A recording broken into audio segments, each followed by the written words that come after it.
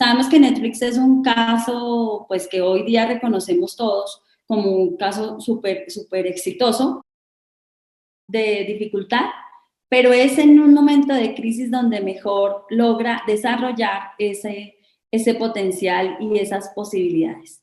Otro caso muy interesante nace que tiene mucho que ver con el entender el contexto. Es el caso de Lego. Todos conocemos Lego, pero quisiera también compartirles que en 1932, fíjense, estamos hablando de una época en la que es el rey, Lego es el rey de los juegos de los niños, pero hacia 1998 llegan muy cerca de la bancarrota por una pérdida muy importante. Y pues como en cualquier situación de crisis, pudieron, no sé, decidir que no iban más. Pero resulta que encuentran la estrategia para crear personajes de cine. Entonces deciden que, bueno, si el mundo de los videojuegos está tomando tanta fuerza, tal vez para ellos el aprovechar ese auge de videojuegos, de cine, etcétera, y posicionarse desde ahí puede ser importante. No contentos con eso, Lego se ha convertido en una de las empresas que más líneas ha generado.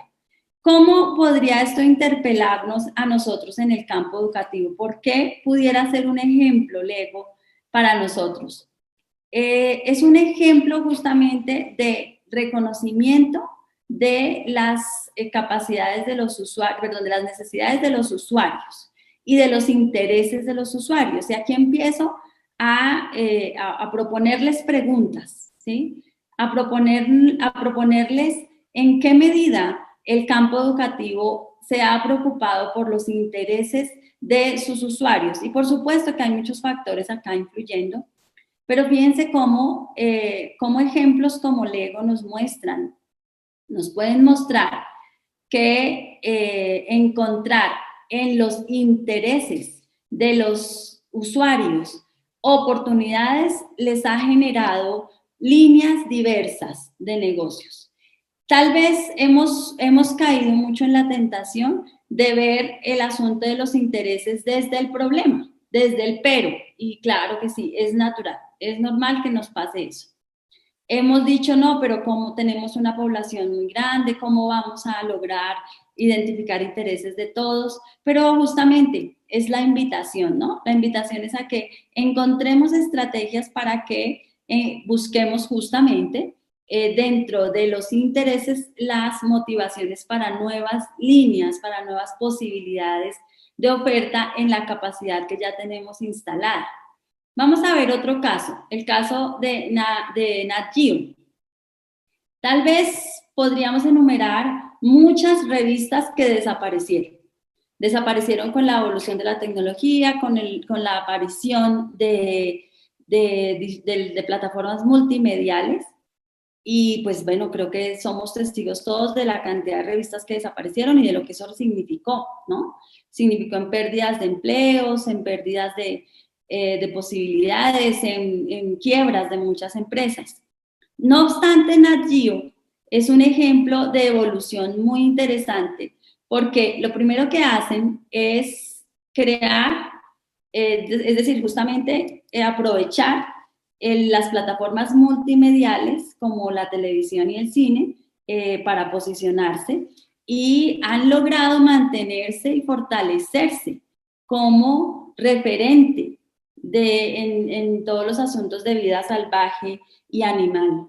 Entonces, pudieron desaparecer como todas las demás, digamos, como los demás casos de las revistas, pero Nat Geo es un ejemplo de adaptación y evolución. ¿Cuántos jardines infantiles han tenido que cerrar en este año? El camino puede estar en la adaptación. El camino, la diferencia entre desaparecer y recuperarse puede estar en la adaptación, en la capacidad de encontrar posibilidades en todo esto que está pasando. ¿Por qué no tratamos de poner un poco también en nuestro radar lo que han hecho otros en situaciones de crisis. ¿Por qué no pensar un poco en cómo otras situaciones de crisis les han ayudado a empoderarse, han ayudado a levantarse? Pensemos un poco nosotros en las situaciones de nuestra vida de crisis, que de las cuales nos hemos levantado y hemos logrado incluso recuperarnos mucho más de lo que estábamos antes de esa crisis. Veamos el caso de Marvel, que es un caso muy interesante por cuanto es un ejemplo de cómo cuidar los activos más importantes puede resultar ser la manera de explotar al máximo esas capacidades y de evolucionar. En el momento en el que Marvel ya tenía por lo menos, no sé, varias décadas de ser el líder indiscutible de los cómics, en 1993 el mercado de los cómics colapsa. Y en 1996 Marvel se declara en bancarrota. Imagínense que nosotros no hubiésemos tenido la posibilidad como usuarios de acceder a todo lo que ha significado el universo Marvel. Si deciden quedarse en ese lugar, en el lugar de la bancarrota. Su mayor activo eran los derechos sobre los superhéroes. Y lo que hacen es explotar esos derechos en cine y televisión y lograr generar lo que conocemos hoy, ¿no? Lo que nosotros hemos visto de toda esta producción cinematográfica que interconecta todas las historias de los cómics tal como lo hicieron en sus cómics originales, ¿no? Entonces, ¿qué podemos aprender nosotros en el campo educativo de un caso como este? ¿Qué nos puede decir? ¿Qué nos puede dejar a nosotros como aprendizaje? ¿Cuáles son en su institución, en su organización, los activos más importantes? ¿Cuáles son esos tesoros, esos grandes tesoros que usted no quiere perder, que lo han hecho fuerte, que han logrado el posicionamiento de su organización, de su unidad hasta el momento? ¿Dónde están esas gemas que ustedes están decididos a cuidar? Porque en esas gemas puede estar la oportunidad para transformarse, la oportunidad para renacer, para recuperarse, para posicionarse, para generar, para diferenciarse. Antes la educación era, es decir, como que no cabía en la cabeza de la gente retirar a un hijo de su colegio. Y bueno, ya vimos que eso no está pasando. Y no necesariamente es por la crisis, es porque también hemos perdido la confianza en lo que ofrece la institución. Hemos perdido también el interés porque sabemos que eso que nos vendieron no está funcionando del todo. Pero ya vamos a hablar un poquito de eso. Un caso muy, muy interesante que quisiera proponerles acá a propósito del ejercicio de reinvención es el caso de Kodak.